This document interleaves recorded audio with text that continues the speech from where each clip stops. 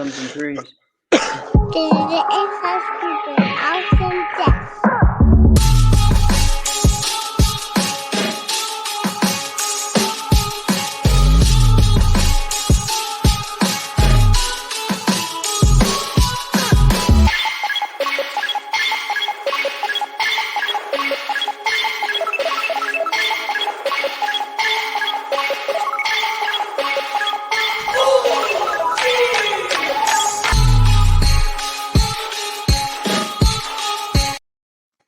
Welcome, everybody, to another episode of Inside Scoop with Alex and Jeff. I'm Alex Dingman. I'm Jeff Doss, and it's the real Alex Demon this time. So, Yes. Welcome, guys. Welcome. What's up, man? It's been a couple weeks since I've seen you. How are things going? Man. It's been a little bit, but I gotta be honest, man. That show with Mallory was nice. That was good. It was a lot of fun. Yeah, It was a lot of fun. Yeah, I was trying to chime in a little bit and just, listen as much as I could. It wasn't, great service where I was at. So not only was it a good move for me to not do the show, it was a great move to have Mallory on because that was a fantastic show. So all the insiders who have not checked out last week's show, go ahead and check it out because it was a very, very good show. But dude, I gotta tell you, we are at what's the 11th day of the month so far? Yes. And I have stayed in 5 different places so far this month. Wow, bro. Wow. It's nuts. So we went on vacation. We left on the 2nd. We go on vacation in Michigan. It was kind of country. It was Reed City, Michigan. So even like the people I knew who were like out there are like, I don't even know what that is, which I was like, exactly. Right. But it was a cool, nice house that we were all staying in, a big one right on its own lake. So it was cool. So then we come back. Now, here's a wild one. The day we left, my wife and I were already planning on doing this summer. We decided we were going to redo 2 bathrooms in our house at the same time, which is like, all right, perfect timing. We can do it earlier because we thought we were going to do it like in September. Right. And we're like, and we're going to be gone for the majority of it. No problem. Right. Problem. No problem. Problem. We're not even close to getting anything done really yet. The only thing that's happened is just more stuff is being torn apart, like everything. Seriously, it's unreal. Dude, like that's never fun. So the amount of dust in this house, it is unlivable. It's unlivable, right? I came back just to do the show, and then I'm leaving. And I'm getting the heck out of it. I'm not even kidding you. Right? Wow, bro. So we go on vacation. We come back like Thursday night, like whatever the 5th was, right? So we stayed here like for like a day and a half, and then we're getting the hell out, and we went and stayed in a hotel for like, I don't know, 2-3 days. Then we went and stayed at a friend's house because we're like, all right, how much longer can we really do this, right? We're not just gonna because then the kids, they have no sense of normalcy whatsoever. So then we're like, all right, we're staying at a friend's house, and there's like tornadoes touching down around here, and there's just thunderstorm. It's just Storm City. Like all the trees are just torn up. Wow. So luckily, we were there because they got a Generac, which is like a super generator. Yeah, the super. Right. Yeah.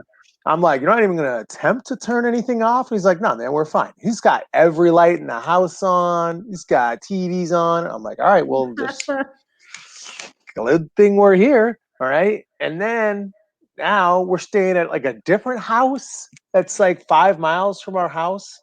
And like the people don't even live there. Like they have a house in like New York and Africa. And I'm like, well, what? Who lives? That's what I'm saying. I'm like, so who even lives here? Because it looks like someone's coming back. Yeah. Right. And apparently they're like, no, stay as long as you want. And I'm like, well, this is odd. Man. This is really odd. But this is crazy. But I'm grateful. So. Yeah. Hey, thanks for everyone watching. Chris Walker, what's up? Andrew, what's up? Mike Bates, how you guys doing? We're about to have a special guest on in a little bit. Oh, here he is. Look at him. Chugging his water. What's up, Jarrett? How's it going, guys? Oh, man. So we're excited to have Jarrett Leiker on. we had wanted to have last week, but again, guess what? The times didn't work out, and he was excited about watching the beginning of karate in the Olympics, man. And it was really cool. And we were watching it as we were going. I'll be honest, man, it was a little hard to do both at the same time. I don't know how you guys did that at the same time. I tried a little bit, it was a little tough, but then I stayed up till like, I don't know, 2 a.m. watching the Kumite and took a little nap, woke back up. So, Jared, man, what did you feel watching that? I thought it was incredible. Just for the kata, of course, I have been watching all those athletes in person qualifying for leading up to this, because I've been to all the Premier League tournaments since 2019, well, end of 2018, and all the Series A. So I've kind of watched all of them work their way up, and some of them, of course, have to maintain their position this whole time, which is, as you know, when you're at the top, is really the hardest. The referees are always looking for every little detail to try to, I've seen you better, all the things we're used to. And so, that it was great, man. I was excited to see it. And really the Kumite, I was excited to watch as well, because I think, it's a different rule set. But when you have all the best fighters in the world, and whatever discipline or whatever sport it is, it's still going to be exciting. Right. Whether it's, your choice. I mean, of course, I still love point fighting. Right. Is my, but it was great to watch. So I same as you, too. Didn't sleep much. Yeah. I mean, for me, honestly, like I found myself really enjoying the Kumite. I didn't even look at it comparing it to point fighting. I just didn't. I didn't look at it that way. I just said it's different. And I guess like growing up, it was always like I went to Kumite Classic for at least 10 years in a row, right?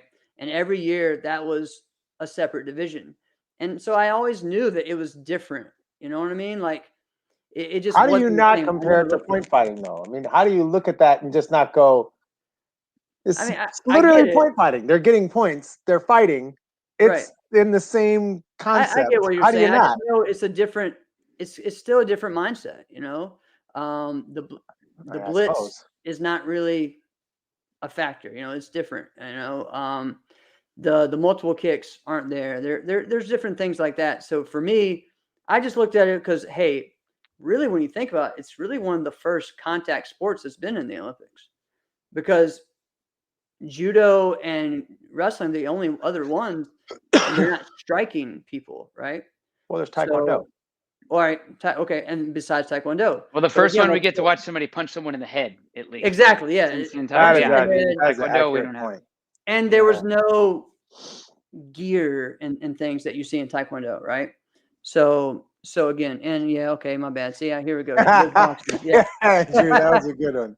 That is a good one. But what I'm saying is, like, we can go right into the controversy, of the knockout and stuff. Yeah, let's do that, because I honestly did not watch any of the Kumite, because it's the exact same thing, Jeff, that we were just talking about. I can't look at that and go, yeah, this looks exciting to me. This looks exciting for me to get behind. I just look at this and go, it's got Swiss cheese through it. That's the way I view it. Right. So let's go with, so the controversy, the gold medal round, guy gets disqualified because he knocks the other guy out. I went back and watched the fight. All right. So gets disqualified. So the guy who's unconscious gets the gold medal. That's the Cliff Notes. That's the Cliff Notes version. Yeah. Jarrett, tell us a little bit more behind this, more than that, because really, that's about what I was able to gather. Well, it's crazy because the weight classes, how they had to condense them for the Worlds, is that the Iranian guy, he's been #1 world ranking, world champion. I mean, the guy's a great fighter, but I mean, he clearly met his match that day. I mean, the guy from Saudi was up in the fight, and he scored that Ippon. I mean, I thought, of course, the rules, just the way they state with the skin touch rule, as far as the level of contact, I just thought it was just like, we see in our sport too. He's like one tatami different from the other. I mean, the Italian girl got her nose busted wide open, and they didn't disqualify in a previous category. Correct. And then in that one, I mean, the guy was, if you watched his head movement too, he kept leaning his head down, looking, and he literally, he went for stepped- it. He went for it the looked Yukon, like- he went for the punch. He just, Yeah. he got clipped, Right. and I Yeah, it didn't looked think like the was level excessive at wasn't like all. the kick wasn't going here. The kick was going like at its chest, but Right. he like lunged Yeah. and got so low that it's like, how do you penalize the person throwing the kick? You're Right. so right, man. And if you, like you said, the head movement, if you watched him just right before it, he kept leaning his head down and leaning his head down. And, Yeah. block with your face. That's what Right. happens, I guess. Yeah, and I then don't know. there was even the first night. I'm trying to remember what division that was the first night, but there was the guy who was actually a former world champion from Italy. He was knocked out during that fight. Yes, in -6 in the lighter weight, in the lightest lightweight. men's He was Kumite knocked division. out, and they didn't even do anything about it. They just said, "Oh, get up." It was standing on the line, literally like stumbling. It was bad, absolutely. and I'm sitting there like, okay, So what's the my official man, I'm rule like, for they need to something like stop. this? Like just talk to him for a little bit, give him a time, and Is they there let an- him go. Is So there an I feel official like rule at all? say again, Alex. Is there an official rule for something like this at all? Yeah, the thing is, like, with the skin touch rule, as far as like how they score and whether it was excessive contact, it's just, I feel like that's one of the downfalls. WKF has so many rules for rules for rules for rules for rules.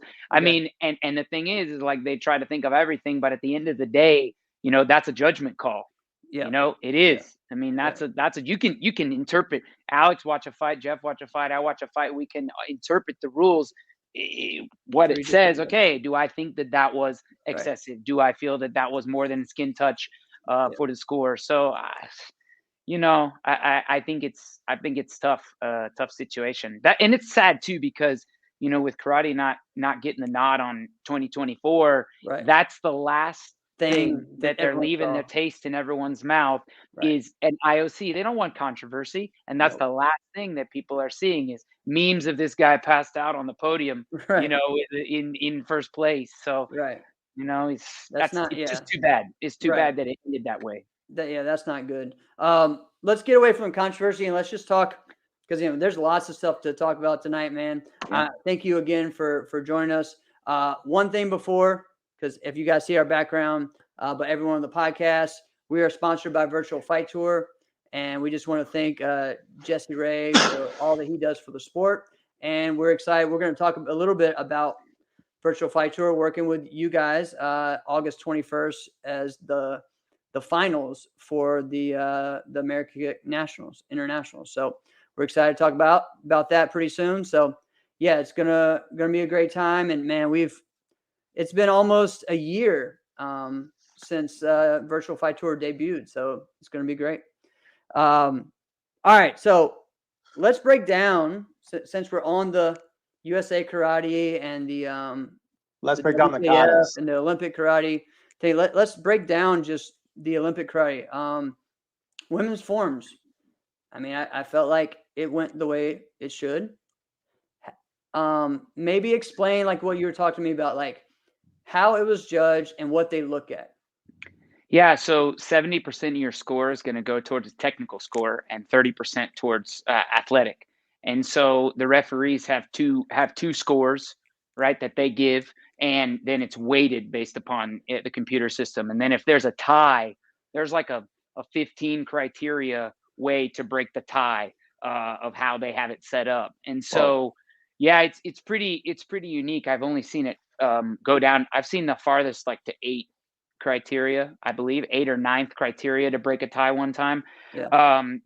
Anyways, so the way that they score, they look at 2 things. And I think that was that's something that people in the US, especially from sport karate world, they may watch 2 katas and they may see like this person was more explosive and more athletic. And they're like, how come they didn't score higher? Right. Or maybe they watch 2 people do the katas back to back. Right. And they say, I like this one better. Right. And so, that happens a lot when you watch it, but you have to understand, like, for example, I'll give you an example. If maybe like Damian Quintero was in the same pool with Ariel, right? Mm-hmm. And I thought Ariel gave the best katas of his life, by the way. I thought it was just amazing performances. You're talking about the dude from Spain, right? Yeah, Quintero is from Spain, yeah. So Quintero kept scoring higher every round, right? And in his Anandai, like in the last round when they did same all form. Ohandai the second round, and they did Anandai. And for someone who's watching, they're like, oh yeah, maybe Ariel was a little bit stronger, and I thought maybe his performance was really good, and it was. But it's like when they score the technical performance, there is like the WKF technical director, and he educates all the referees on, okay, this style of karate or kata, this is how it should be scored, right? And so he was doing a Rueru kata. So Sakamoto Sensei used to be the technical director for the WKF, and he's the head of Rueru. Mind you, the coach of Ryokuna, he was also sitting in the box. So he coaches when I was in Okinawa, the technical director of the WKF was there. And Sakamoto is telling him, this is how you score the katas. This is the way that it should be done, right? Isn't that a conflict of interest, though? No, so meaning like he's the head of the system, right? And so imagine he is the guy that's educating the referees on this is how the kata should be done. Then the technical director educates the referees, and the referees will score it. This is why Kiyuna and Quintero, their technical scores are always so high, because they follow the way that Sakamoto teaches the kata, right? And so if you are deviating, which the rules allow you to, but if you are deviating and you are making some changes, some of these referees that are like strictly by the book, they're like, okay, this is the way that we were told to score it. This is how we're going to score. Right. And that's why you saw Kiyuna's scores 28, 27, Quintero 27, 20 are really, really high. So I think that's important for people to kind of understand of like, because before I didn't understand that.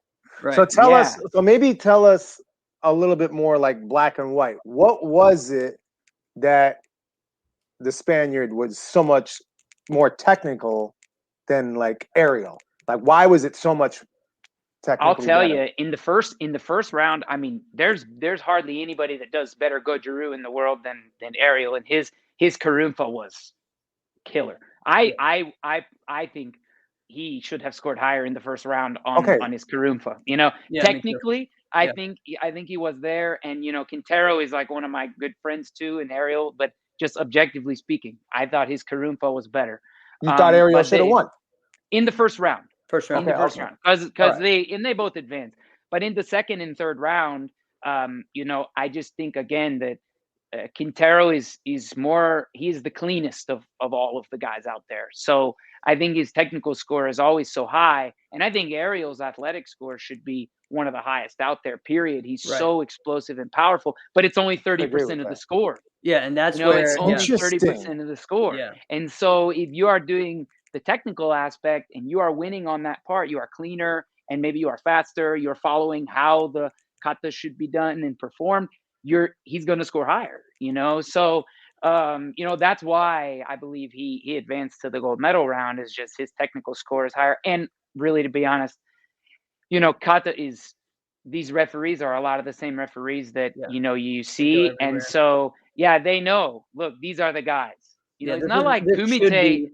It's not like Kumite, where you had a girl from Bulgaria that was, the 25th ranked in the world and made it on the last qualification thing, and then goes in and wins the Olympics, had never won a medal, had never, really done much. And she goes in and shocks the world. In kata, you're not seeing that. And the brackets and things are set up for a certain way, right? Like, honestly, for me, like, I felt like, I'm not hating on Damien. I think he had the best bracket for him to be in there. 100%. But by the rankings, they had that he was number one. So, and then they put Kiyuna over here, because Damien is actually the world ranked number one, and Kiyuna is, even though hasn't lost to him except for one time several years ago, it's that because Damien has gone to more events. Right? And so so Kiyuna was number two, and then the next ranked was Ali Sofogu, which I thought was interesting that Ali was on the side of Kiyuna. So me too. I thought so too. If Ali would have been over there with Ariel and Damien, I mean, that could have been a whole different. It could have changed everything. And so for me, one of the things that I don't like I'm okay with the pools. I think it's cool and move those three. But I feel like, okay, eventually those 3 all need to mix and do a 6, and then the top 2 go for first and second. The rest of the 4, 3, 4, 5, 6 go for bronze, right? And I'll just tell do it. you what Yeah. they did in Paris, and I loved it. It's what you just said. They took the top 4, and then so maybe it was like A, B, C, D. First round, A versus D, and then B versus C, and then A versus C, and everyone had to beat Ariel was everyone. explaining that to us. Yeah, remember And Ariel was explaining to us when he was on the show. yeah, And I I thought loved that was that. the coolest thing I've heard, man. I mean, that's Then you get a true placement winner. for every single Yeah. one. There's not be Yeah. like, oh yeah, but if I would have went head to head with, no, it's a true placement. That's Yeah, Alex, imagine you fighting in the tournament and being the winner, but never facing like imagine if you had to fight everybody, literally Right. every single person, versus like maybe you got 2 guys over here that knock each other out, and then you get one of them in the final. But imagine if the bracket is like you have to cross. Obviously, it'll take forever, but imagine that tournament you fight everybody. Right. So that's kind of what this is. And they did that in the Kumite though. Like the Kumite was a round robin. Same. Right. And so that's what I guess I liked about watching the Kumite was that everyone got to fight everybody. I know there was like groups of 5, but still like they had to fight everybody. So that's what I enjoyed about the Kumite part. So I think at the end of the day, it comes down to time, TV time. Kata takes, 3 or 4 minutes every one, and even though the Kumite match is 3 minutes, I think it just comes down to time. All right, so we'll get in a little bit of the negative here. What was the worst part you think of the kata that maybe didn't connect with people? Oh, I was literally going to ask a similar question. That's a good one. That's a really great question. So I think, the announcer, some people really liked him, and he announces all the WKF events, and I think he does a great job. But he's literally, like, yeah, he is. But nobody cares that Super Empe means 108 hands, and that it comes like give him a little bit of that. But let's talk more about like what I just said, what the referees are looking for, and maybe why this person, passed the other one. Like educate the audience as to what we're looking for. They all, especially when they all do the same kata, it's like if you're watching and you don't know anything about it, it's like tell us why that guy won and these other 2 didn't. Yeah, it's kind of like what I explained during when I was saying what we needed better for the U.S. Open commentary. It was the exact same thing because I just feel like there's certain things of why people need to understand why possibly this person who just said killed it got last or got. So watch gymnastics. Yeah, and it's clear when they say level of difficulty is your start value is so high that even with an error, you are going to outscore the other people. Yeah, they explain makes sense. Yeah, that's a very good point. And it's a really good analogy you just gave too, because when we watch gymnastics, we feel like we know what we're looking at. We're like, oh yeah, clearly. I mean, look, did you see the feet? You saw the feet, right? I've never done any balance beam. I've never done anything like that. Yet I feel like I know what I'm talking about. I have no clue what I'm talking about. No, for sure. I agree.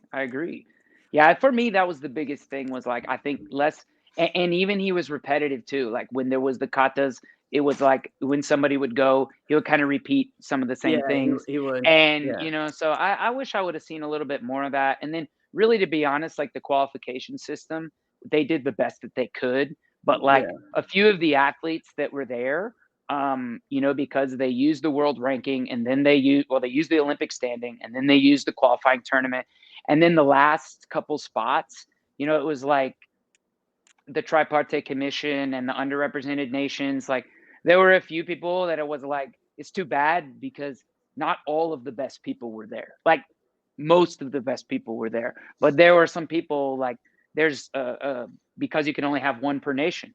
I mean, any 3 of the Turkish guys, any one of them could have medaled.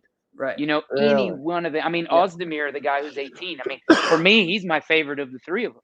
And it's like, it was just a matter of that. And then there were a couple that made it in for like on the women's side that, they don't even win rounds at any of the big events, and but I get it. You have to show representation of all the nations and get a world picture of it. But that was just for me the disappointing part, that I know that there could have been maybe 1 or 2 other people in there that could have really mixed things up and vied for a medal that, didn't get the opportunity. Yeah. But yeah, so that's about it. I agree, man. It's like there's things like that should have been explained more. And again, even for me, like you look at the scoring, Ali really had the second best scoring, right? I believe, right? Yeah, and you're going before Kiuna every time. I mean, come on. Yeah, I know. It's just I mean, and he's not in that the way the brackets work. He technically, if you just would have put them all together, he would have been second place. So it kind of puts in a weird thing. And I think it was confusing too that there's 2 thirds or 2 bronzes. A little confusing on that part. For me, it was the slow-mo. I'm gonna be honest. All the slapping. All the slapping and then the link wrist. And it's just like the only person you did say up front was Kiona, man. Like barely, but it's just like, and some, the whole time Andrew and I were going back and forth talking, and it's just like, Okinawans are different, man. Bro, but, I swear he's a cyborg. I mean, he is. Terminator. Well, that's what I wanted to ask a little bit about. So tell me what separated Ryu, because he won the gold. What made him that much better? Because I'm really curious to hear your side on that one. Because I couldn't tell. Just my perspective. When I'm watching the gold medal round, I really couldn't see what I tried to predict. Like, oh yeah, it's going to be this guy, it's going to be this guy, and I just couldn't. I already knew the outcome by that time I was watching that. From your perspective, did they get it right? And what was the big difference maker? 100% they got it right. But the difference maker of Kiuna is it's hard to explain until you feel it. And, I've been on the tatami training next to him before, as well as watching him compete so many times. And never in my entire life have I felt the energy and power when one man delivers a technique like him. I mean, it is a force. I mean, there are referees that say they feel the wind behind his techniques when he hits. It's like, and I can tell you, I mean, the guy is just a monster. And so I just think like that, his overwhelming power and explosiveness it's overwhelming. It's so much that he's like, wow. Now, again, we go back to the scoring. 70-30. He does all Rue katas, right? So he does Ohan, Anan, Ohan Dai, Anan Dai. He does all katas from his own system. So his technical score is always going to be really high because his sensei, like I mentioned, is the head of the system. They created the katas. Yeah. So he's always going to do everything by the book there. And mean, honestly, I mean, 3 times world champion, has lost 1 time since, in the last 4 or 5 years. There's the aura of that too.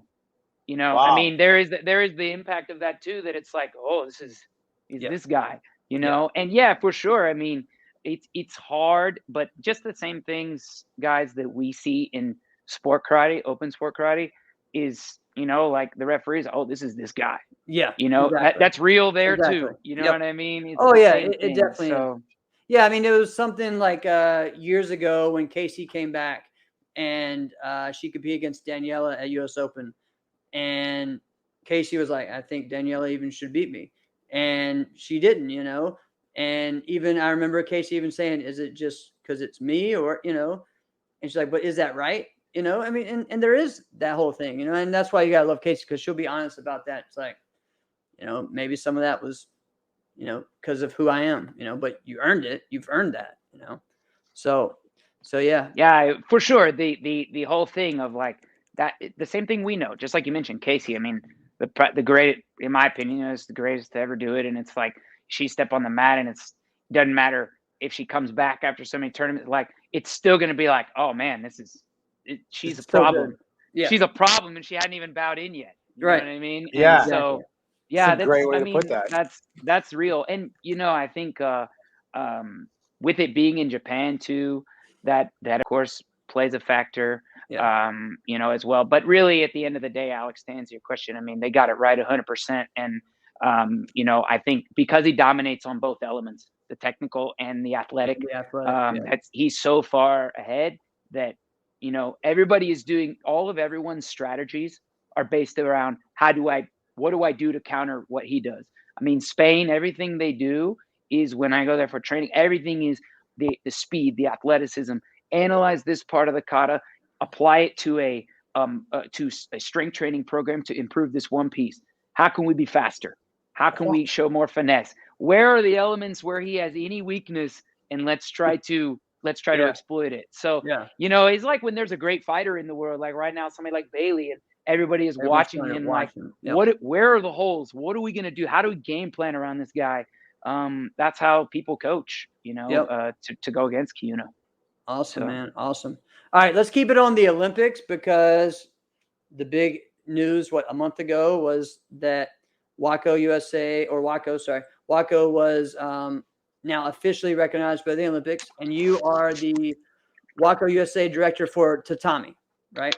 It's not. Vice director. Vice, all right, my bad. Yeah, but yes. So yeah, my dad and I work on that side with, and of course we're working with Rob Zabilski on Rob is the president, of course, of Waco USA, and then they also run on the ring sports side. And yeah, it's really exciting, man. I'll tell you, I have to say, he works tirelessly, man. And I know Alex can attest to that too, because he goes up there a lot by Rob.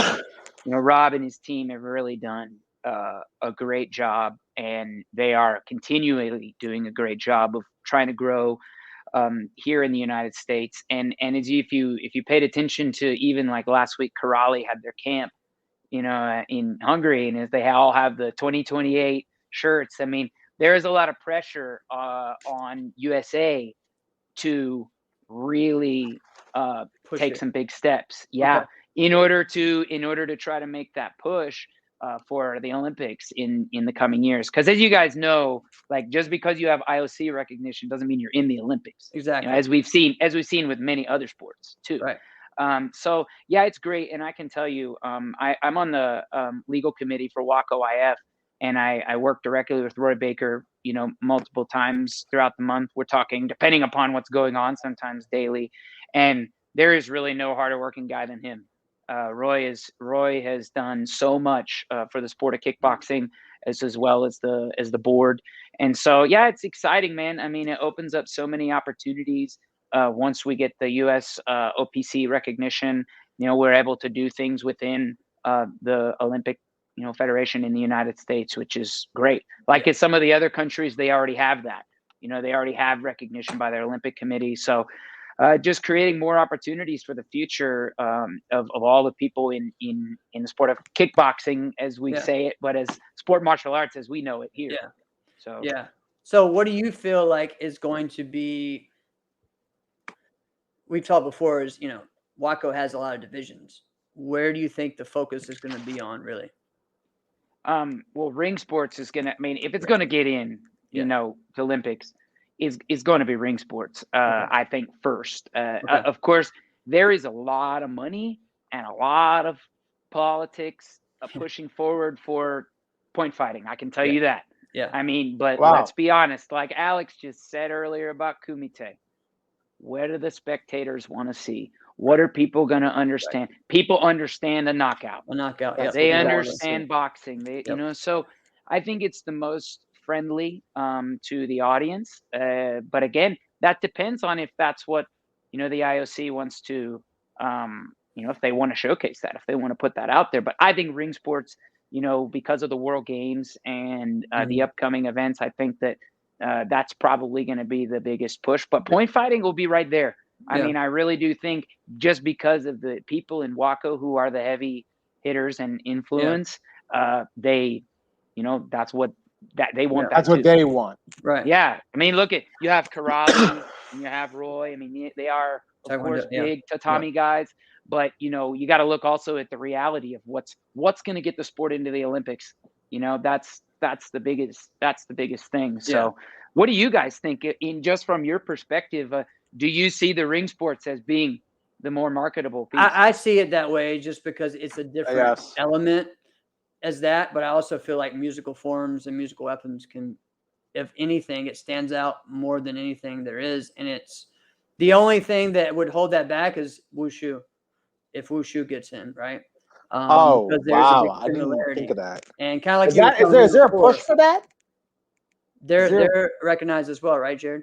They have IOC, but it's like this: if they couldn't get it as a permanent sport when the Olympics was in China, Yeah, you're right. yeah, I don't Yeah. know. I mean, maybe, but the thing about Waco, I'll tell you, with the forms and weapons, though, Brian Beck has done such a good job, and I was the world chief referee for musical forms for several years before I got on the Olympic, before I got on the legal committee, and the main thing was we were always like, if you look at it, there's deductions just like there is in, just like there is in gymnastics. Yeah. It's a 0.3 deduction for this, a one full point deduction for that, like things that we need in order to, like we said, relate. Okay, he had a slight bobble of the weapon. This is a 0.3 deduction, or this is a full drop.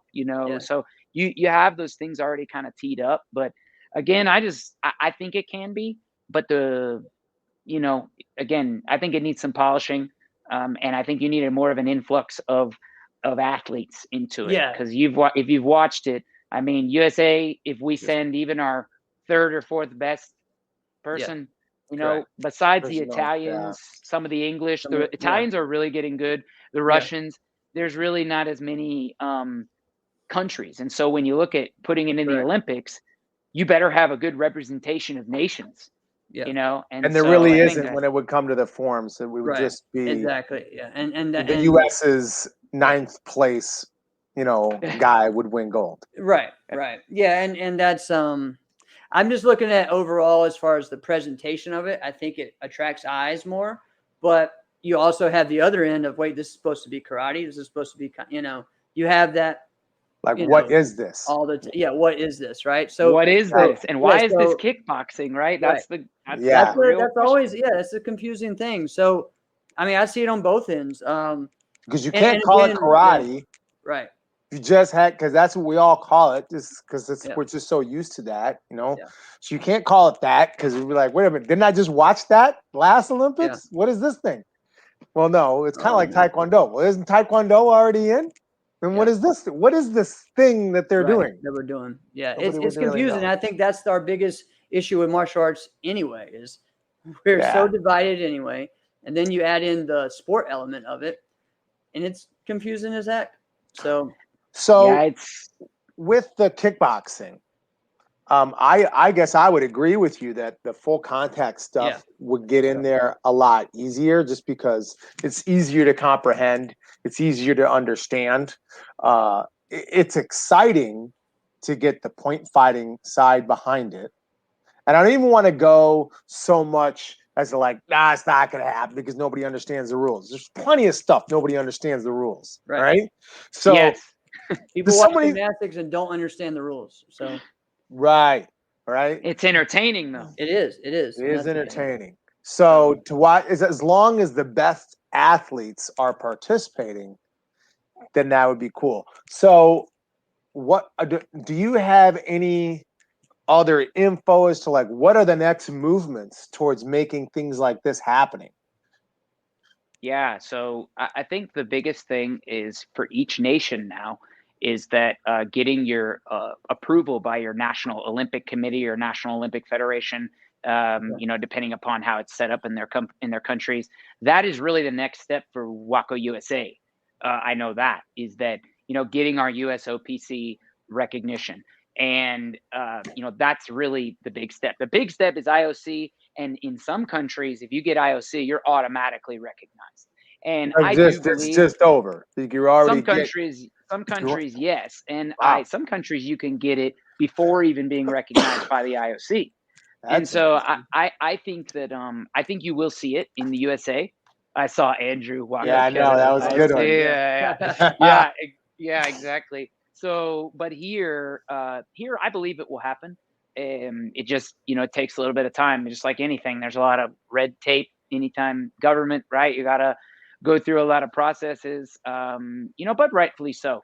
And I think some great steps, I will say, is a few things that are happening that are taking those steps towards that is the safe sport training, which is now available through Waco USA to create background checks that do the background checks, and the sexual abuse and molestation training for all of the instructors and coaches, as well as the coaches. There's a coaches certification training that they put together, a multi-part training on that is really, intensive, covering everything, not just, of course, how to train your athletes, but of the dangers of overtraining, and of course the proper hydration, nutrition, everything to be able to, put together a full system for coaching. So I think those are some really great steps, and I'm really excited, Robin. Well, we haven't even announced it yet, but I'll tell you now, is that, for the first time ever, we are going to do a joint national championship between tatami and ring sports next year in Nashville. And so we are really excited to come together and do tatami and ring together next year. So, just creating that unity between the ring and the tatami, getting athletes that may be able to cross over from both sides, and, creating that camaraderie and unity, I think, is really important. So those are kind of some of the next steps, I believe, that are going to do some great things for the federation, at least in the United States. Right. No, I love that, man, because that's what I feel like the teams in Europe have that we don't, is it's like, you got to go to two separate things and this and that. And I mean, I remember doing the WKA when I was a kid, and it was, if I wanted to do continuous, that was its own qualification. If I wanted to do forms, it was its own. And then if you want to do kickboxing, it was a whole different one. It was just like crazy, So that's a huge benefit, I feel like. Yeah, for sure. So, Jarrett, I talked to Rob a couple of times, and he's spending a lot of time in Nashville. And you just mentioned like the national qualifier is going to be in Nashville. Why Nashville? What's the deal with that? So there's a couple things, and this is we actually put in a bid to host the World Championships this year, because they fell through because of the COVID situation and everything in Russia. Well, Russia's Olympic situation is really why it fell through. Right. And then they opened it up for bidding again. And Waco felt that it was best to have it in Italy, where they had the chief medical officers located there. They had a lot of things. But basically, I'm telling you this because we had put a bid and we wanted to host it in the United States. But the issue is that we don't have the US OPC recognition, right? So then we are regulated by the boxing commissions in most states. And so, this creates issues, number one. Number two, there are things with like a world championship where in Waco, if you go to Europe, everyone you fight for your nation. Just like in the NBA sends professional basketball players to go play in the Olympics, right? Yeah. But in kickboxing, if you do that in most states in the United States, if I sent a pro kickboxer from Russia to go fight an amateur kickboxer from Texas, they would never allow it to happen. They wouldn't allow the event to happen. And so in Tennessee, Rob has worked really hard with the government there and the mayor of Nashville and senators to get the laws to favor Waco, to tell them, like, look, this is like Olympic basketball. We got to allow people that are, pros, amateurs, to be able to cross over in a safe amateur environment with gear, right? Just like Waco is. And so they understand it and they play ball. And so we're able to run the events there and have support there, but also just able to run the events. Like, we wanted to host the Worlds in Las Vegas, and we were bidding for it, and the issues are just the boxing commissions, and they wouldn't allow it. And so imagine, the boxing commission is like the mob. Well, it is, and you can't imagine. You tell all these world champions from Russia or somewhere, oh no, you can't come because you're not allowed because you've already fought pro fights. So that kind of lays the groundwork of why Tennessee, because Tennessee has favorable laws towards kickboxing in Waco. Thanks for explaining that. Good question. Yeah. No, I mean, I think there's so many things that, your background, again, people don't know, you're a lawyer. You've done this for years. You work with Waco USA. Your dad is a part of a NASCA tournament. So you have a great background, on everything. So you can understand it all and you can explain it. So that's why we wanted you on the show. Thanks. Let's talk about the VFT. All right, so this is exciting. The Virtual Fight Tour.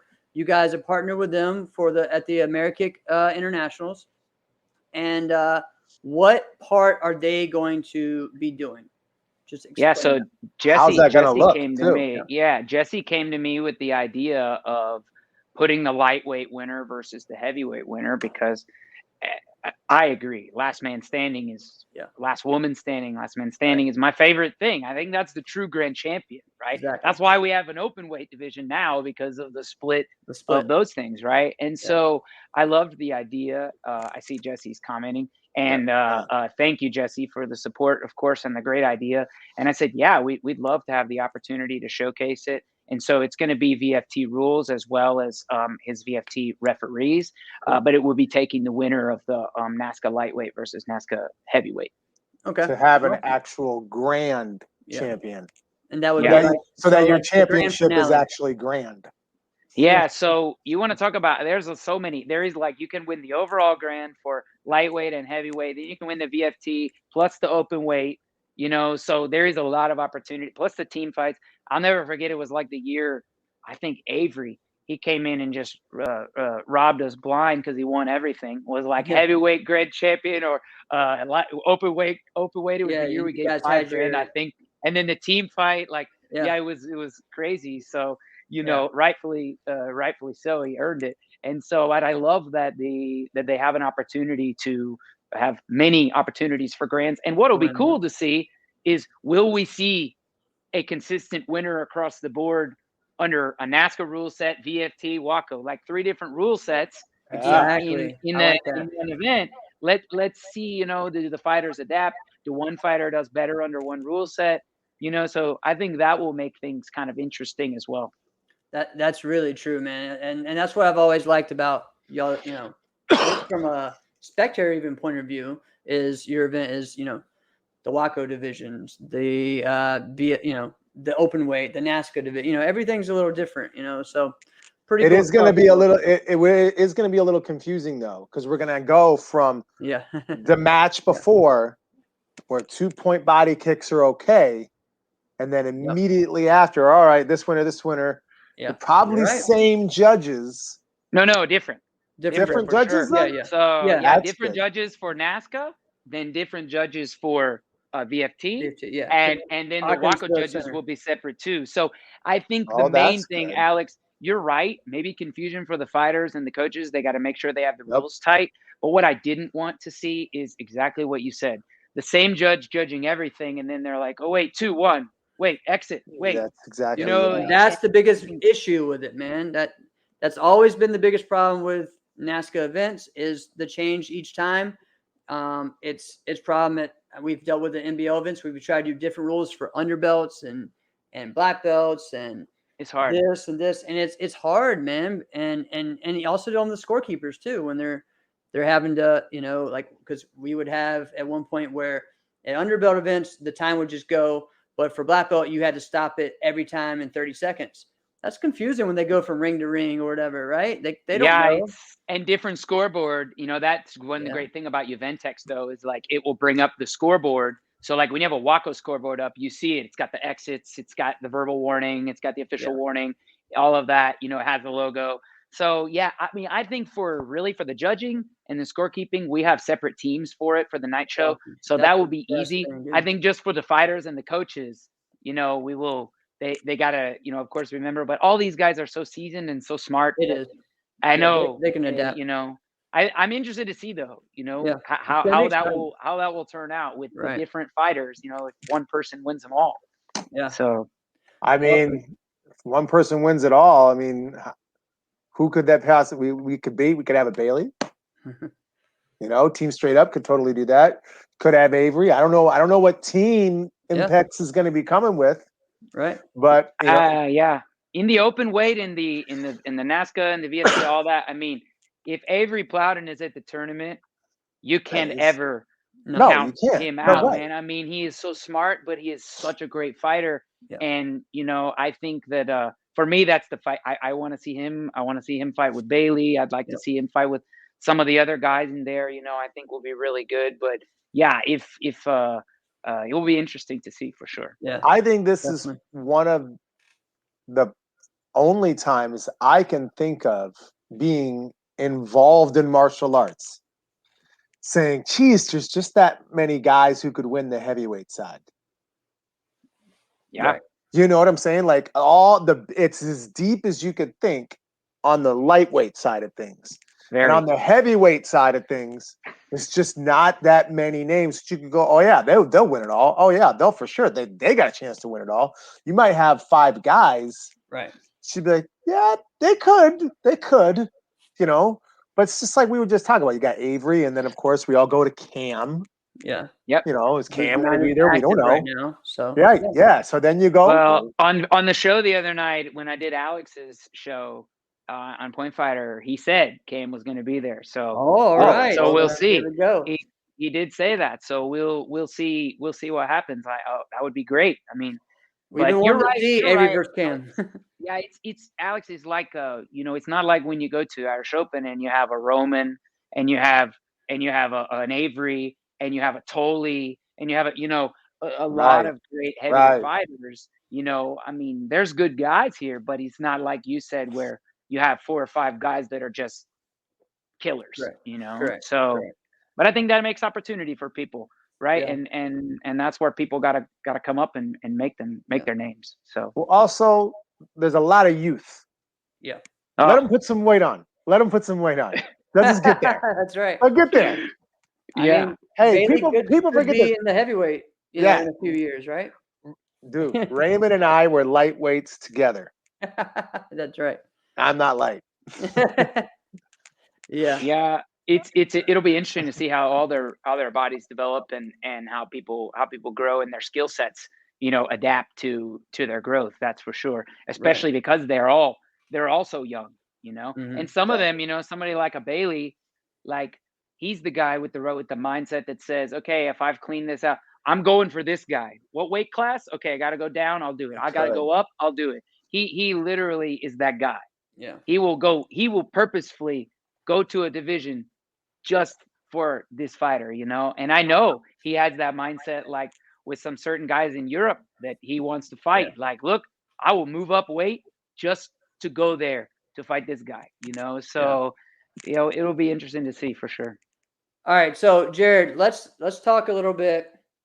You've been all over the place. I'm trying to think which one to go through first. Let's go ahead and just talk a little bit about growing up. So you're a second generation martial artist. Your dad had a long running tournament for years. You grew up in this thing. We met originally in the NBL years and years ago, and long time ago. Yeah, man. And so let's just talk about that and maybe how that shaped you growing up in the NBL and how that maybe led to you making your impact as really not the first, okay, but maybe the most impactful to make classical kata a thing of what it is now in NASCA. Yeah. What was your dad's tournament too? Was it Tornado International? Internationals. Yeah. So I will just preface this by saying I have kind of a brain block because I like to think about when I competed is a different life, is a different person, is a different thing because now I am so focused on coaching that it's like when I learn something, okay, it's about my kids. I learned something, I can help this person. So, I kind of try to be like, yeah, competing, whatever. Like if you come in my house, I don't have any trophies or pictures or anything. It's just me, but I will do my best to talk about the past. But yeah, I cool. I love that.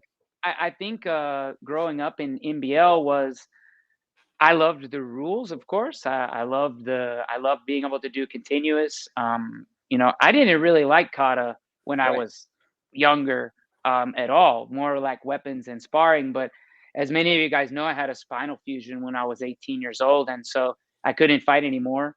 And doctors were like, look, you can do forms and you can do weapons. You can't go upside down or anything. Well, okay, I guess I'll try this kata thing out. So, it wasn't really out of choice. It was out of necessity. Like, you're going to give up on martial arts or you're going to go pursue something else. And so, I really enjoyed growing up in the NBL. Did we just lose Jeff? He'll come back. Okay. Yeah, no. I don't know what happened. But I'm Yeah, I into don't this, know. man. Keep going.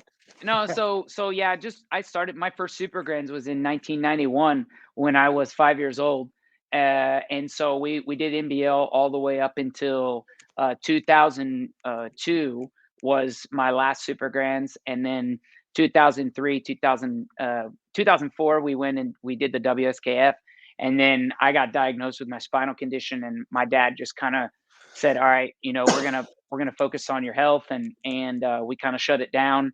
And then after I had my surgery in May of '05, I started competing again, and I went to NASCA in end of 2006, November 2006, Pan Am's, and then started shifting over to NASCA from there. So that was kind of my NBL life growing up. And Jeff, we met, man, I 98 or 99 maybe.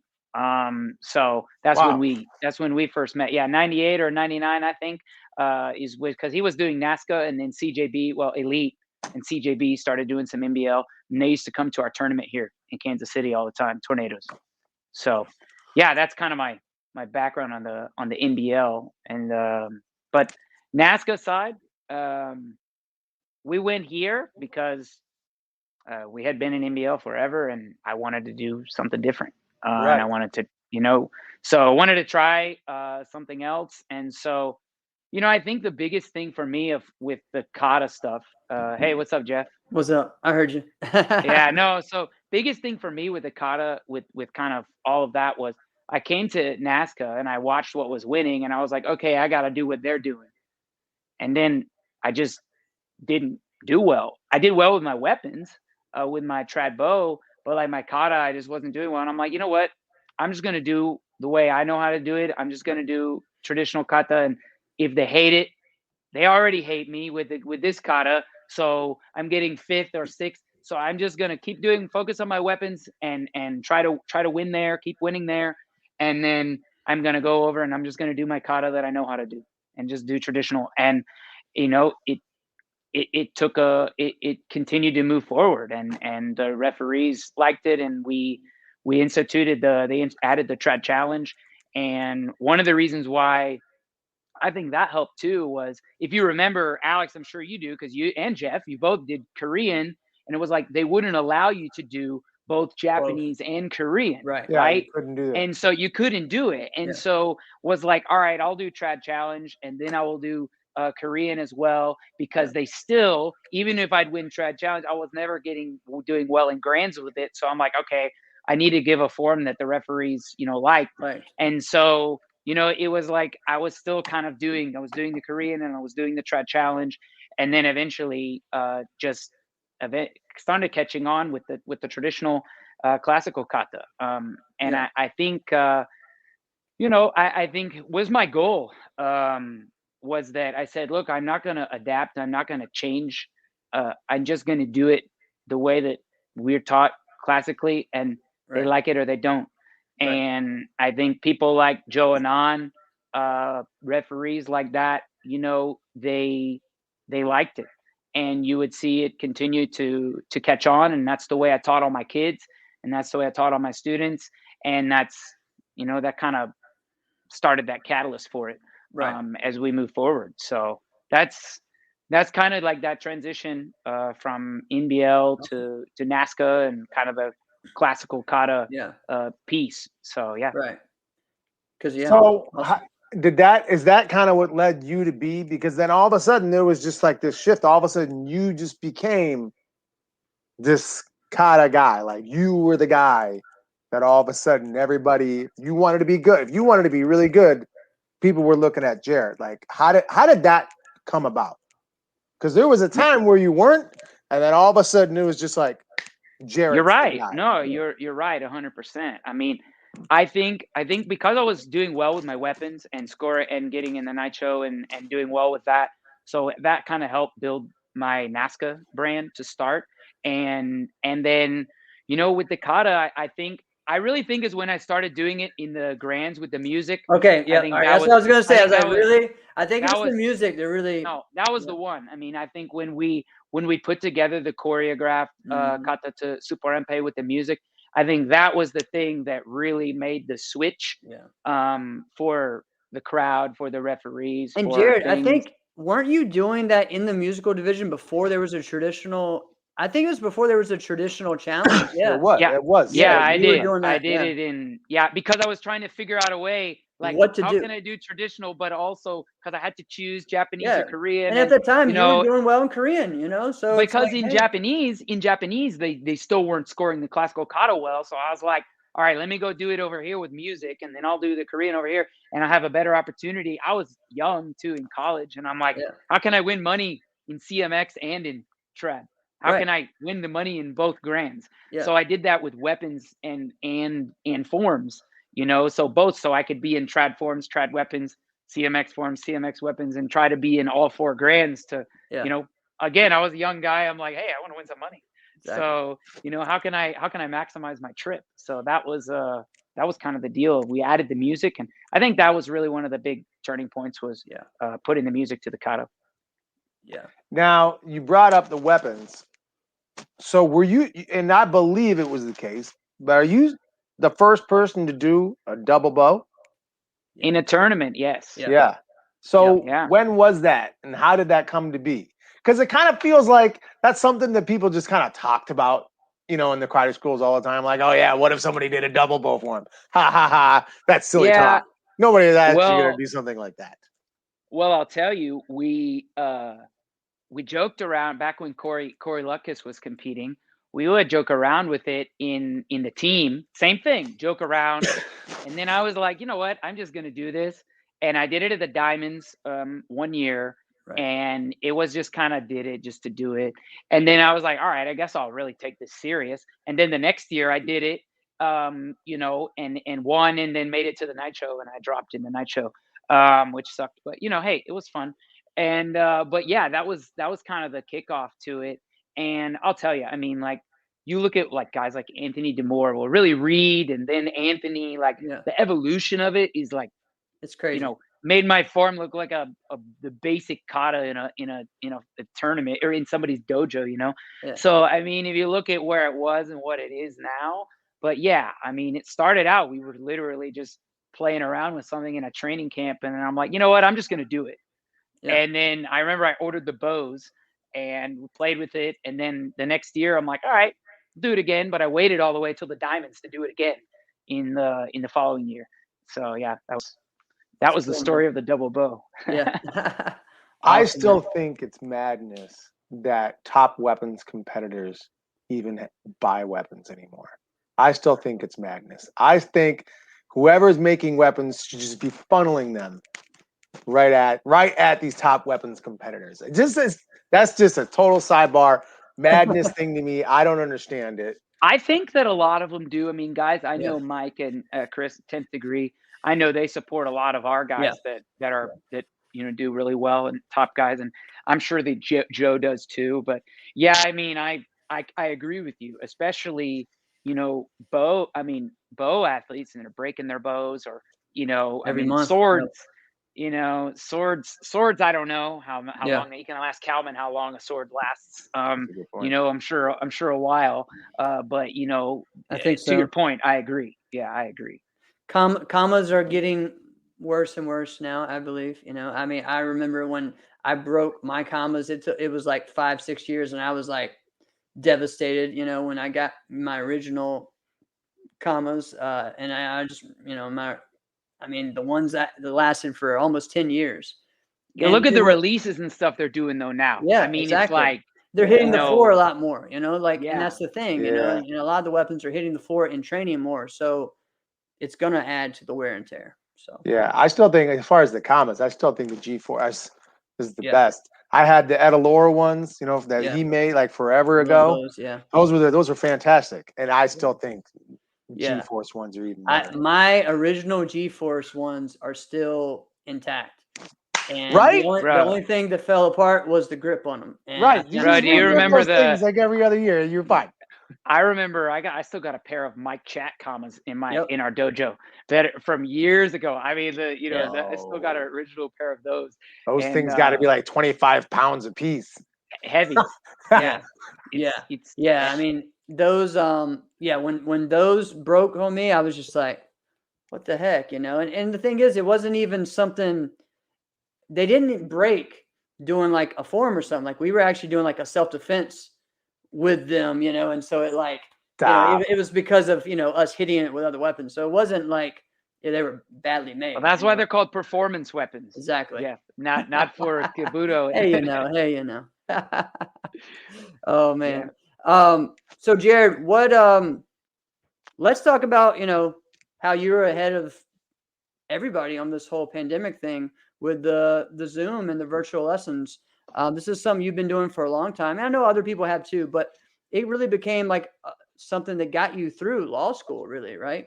Oh man, yeah, it's crazy. I look back to I'll be the first one to always give credit to someone who was there first. And in my opinion, the GOAT of forums in open forums, Matt Emig. Yep. In my opinion, the best to ever do it. Matt was the one who told me, he was like, "Hey, I'm doing some of these online lessons," and I was like, "Man, that's all right. That's really cool." And he was, I think it was teaching a few people, and I think maybe he was training, too, that way. I don't know, but I was like, "Hey, I'm gonna kind of look into this," and I started with Skype, and then just started really building a real business out of it. And when I say that, like being able to reach people all over the world, at one point I had students in like 6 countries. And so what's really been cool though, I think, is that with what I do with kata, you can do it because like you're preparing them. Like my coaching looks like I give them a training plan with all their physical training specifically tailored to what they need to do, agility, mobility. And then we do a whole Kihon, which basic set that I will assign for them. And then we do the private lessons, one-on-one. I do group classes online throughout the week with different groups. And so the thing is it's like, you just have to figure out a way to just like anything. You have to figure out a way to systemize your approach. Right. And so that's really what I did is I set that up that way and figured out a great way, and through a lot of trial and error, just like anything, to produce good athletes via online. I mean, if you look at a lot of the kids that I've taught, I mean, tons of them are from different places. It's a blessing when I get to see them in person. But I also feel I also feel that, like, some people are like, "Oh, it's not as good online." No, it's not. It's just different. Exactly. If you know how to teach it, right? And again, I think if I was a fighting teacher or something like that, it's a completely different ballgame. But because I do kata, I think because of what I do, it's more scalable online. I think it is. Yeah, I mean, you just like anything, you have to, if you're running a class, you need to be able to engage with everyone has to feel you. And the same thing needs to happen when you're doing Zoom. If you do a class, a private, a seminar, whatever, the more that you're not just standing there and performing and hoping everyone watch you, you got to engage with those people and make them feel, at it's home. Exhausting. Like, oh, it is, but it's fun, man. I mean, for me, it was a challenge to really, I mean, I was doing a few, not as much, not even close to what you're doing, but I had about 2 or 3 people that I was doing online with before all of this, right? And just consistent. And I'd done a couple of like classes or seminars like that before, but so I had a little bit, but the thing was just the technology, making sure that we had the right, because really Skype was kind of just, Zoom is a game changer. I mean, I think it's so much better. For sure. I started on Skype too, the same. Right. The fun thing about Skype is I go back and you can look at all your call logs, right? And you scroll back for years 2000, like all the years that doing lessons. And I did that one day and I scrolled back to like, the old way old time, years ago. So it's kind of cool. But with Zoom is so much better, especially for the group seminars. I'd say Politi just commented on that. So like I do stuff in his school pretty frequently. But it's great. I mean, I think it opens the door, just like in my legal profession. People were like, "Oh, I don't like Zoom." And then when they realized they didn't have to drive 2 hours to a hearing in the middle of nowhere, Missouri, and they just had to turn on their screen Right. and they're in front of the judge. And then next thing they know, they go to the next one and the next one. Like, wow, I kind of like this. Yeah. And it's same thing with this is it's like you from one call to the next, you can be in different parts of the world. So it's cool for sure. It's a blessing that we were doing it before, so it enabled our dojo to just switch, really, Right. really quick. We actually grew our dojo during the pandemic. Awesome. So it's like, That's good. Yeah, that's huge. That's great, man. And I know you guys have recently opened up another location, or just was a separate after school location, right? No, another location. Okay. About 3 minutes from my house, which is nice. Nice. So, yeah, That's nice. ideal. Yeah, that's great. I could easily run there, but some people in our neighborhood, they drive golf carts up to the shopping center. That shows you how close it is. Okay. That shows you how close it is. Yeah. Wow. All right. Yeah.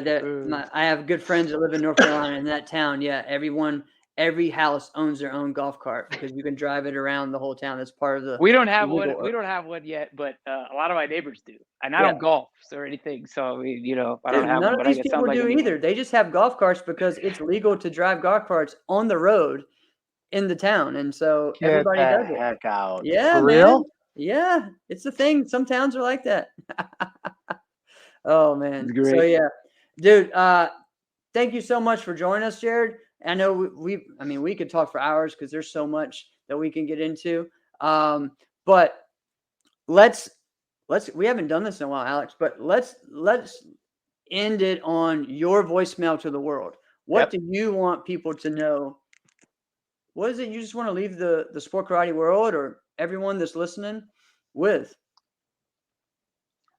Well, I think that you need to push your students and you need to push yourselves towards the places that are going to give the best experience for your families and for you. And I really believe that focusing on World Karate Federation, WACO, those are the future of our open sport martial arts. And that's where my focus is. And that's where I'm pushing my kids, because for me, it's not about the win or the loss.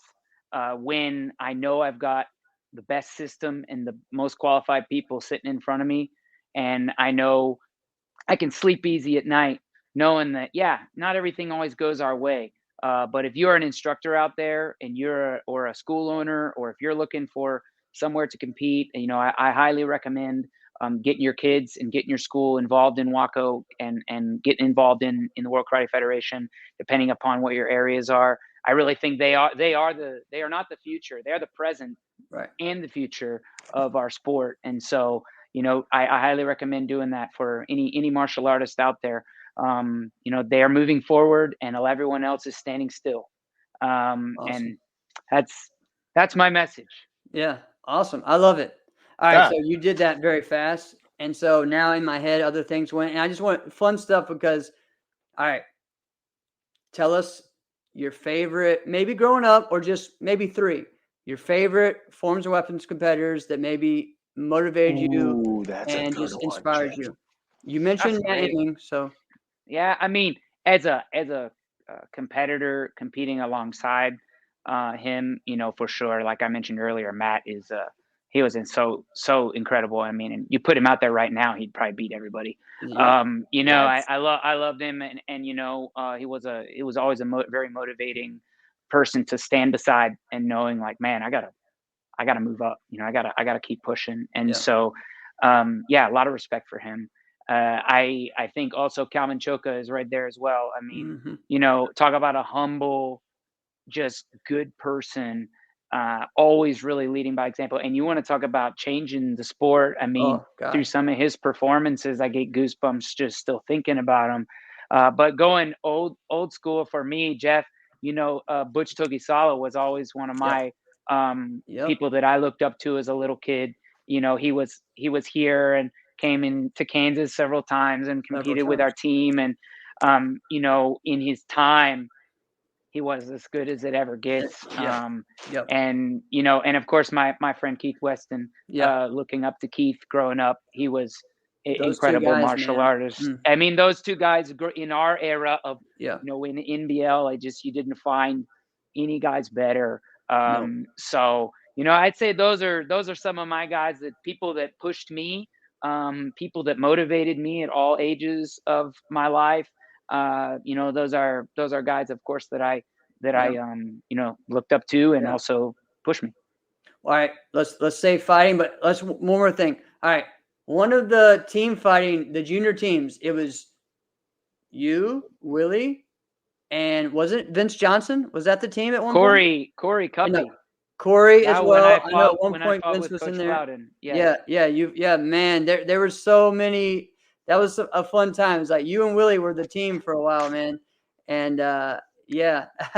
I love Willie, and that's if we talk about back in the fighting time, I mean, it's hard to say our era of sparring, me just growing up in NBL, without mentioning Jack Felton or Willie Hicks. I mean, right. To me, those guys, just growing up with them, they're just amazing fighters. And Willie, of course, that was the best time. I mean, I still, every time I see Mr. Plowden, I still say coach, to him, because it was a great opportunity to fight with their team and fight with SCS at that time when we were doing teams, and so it was a great time. That was for sure one of my favorite times of my life. All right, favorite top 3 or favorite fighters, because we got to share that too, because people always think, oh, we only care about the forms. No, like, dude. You know how it is. He's never, to be honest, it's not even I think Raymond is the best to ever do it. Growing up, watching him, I think he is for sure the best to ever do it. And I got to watch him grow up, even wearing the green uniform in, with his brother. So those guys, I mean, of course he's there, and Tankson, I mean, you'd have a hard time finding somebody as gifted as him. And I loved watching. Yes, Jason Tankson, and his dad, of course. Jason Tankson. I really respect him as well. And third fighter, man, I loved Trevor Nash, but I loved me some Brian Plemple back in the day, man. I really did. I love, but for his injuries that he had, I mean, I never forget, we were at the Bluegrass together, and my dad was coaching him, and he was there, and you remember that big brawl broke out. Yeah, we talked about that last week. The guy had the nunchuck, was coming after him. And so, I think of heavy hitters, big, strong fighters like that. I love some Trevor and Plemple. Those guys are definitely right in there for me. It's that generation, man, that's just like, and that was our era. We were growing up watching those guys, and we were like the next, because they were really 2 or 3, 4 years older than us, or at least me, and maybe a little bit more. You're like 2, 3 years younger than me. So. Yeah, I'm 34. Yeah. So yeah. For 11 more days. All right. My birthday is the tournament weekend, so oh wow, I'll be working the whole time. That's right. But yeah. Oh man. Yeah. So those are my guys. Awesome, man. Well, thanks for sharing that, Jarrett. Man, this was a lot of fun. I mean, I feel like we could do another episode. I know. This was fantastic. Yeah. So thank you, man, and have a great time in next week and your birthday and everything. I appreciate the opportunity to come on, guys. Thank you. Thanks for coming. No problem, man. Well, this has been another episode of Inside Scoop with Alex and Jeff. I'm Alex Dingman. I'm Jeff Doss. See you guys next week. Thank you, Jarrett Leiker. Thank you.